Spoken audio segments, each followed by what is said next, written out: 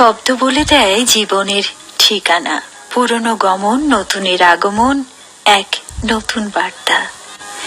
পুরনো সবকিছু স্মৃতি, আবেগ, অনুভূতি, দুঃখ, কষ্ট, ব্যর্থতা সময়ের হাত ধরে হারিয়ে যায় পুরাতনে।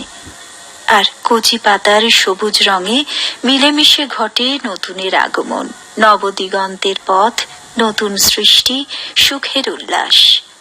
ঝরা পাতা বিবর্ণ গাছের রূপ সৌন্দর্য হারিয়ে দেয়, আর সতেজ সবুজ প্রাণ উচ্ছল কচি পাতা জীবন্ত প্রাণ। ঝরা পাতার শব্দ বুক কাঁপিয়ে তোলে জীবন আকাশে। হাজারো তারার ভিড়ে একটি তারা ঝরে পড়ে মাটিতে। জীবন বড়ই বিচিত্র, কখনো সম্পূর্ণ অনুভব পরিপূর্ণতার স্বাদ এনে দেয়, আবার কখনো শূন্যতার মাঝে ব্যর্থতা। চিঠিটি লিখেছেন গোপাল দাস, সিঙ্গুর, জলাঘাটা, হুগলি থেকে। এমনটাই তো জীবনের রূপ, তাই না? এই জন্যই তো জীবন জীবনী।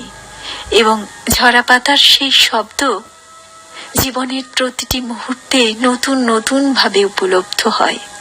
সেই অনুভব আমরা করতে পারি, সেই অনুভবে আমরা আমাদের ভাবনা জীবনকে নতুন করে ভাবায়, জীবনকে নতুন করে চেনায়।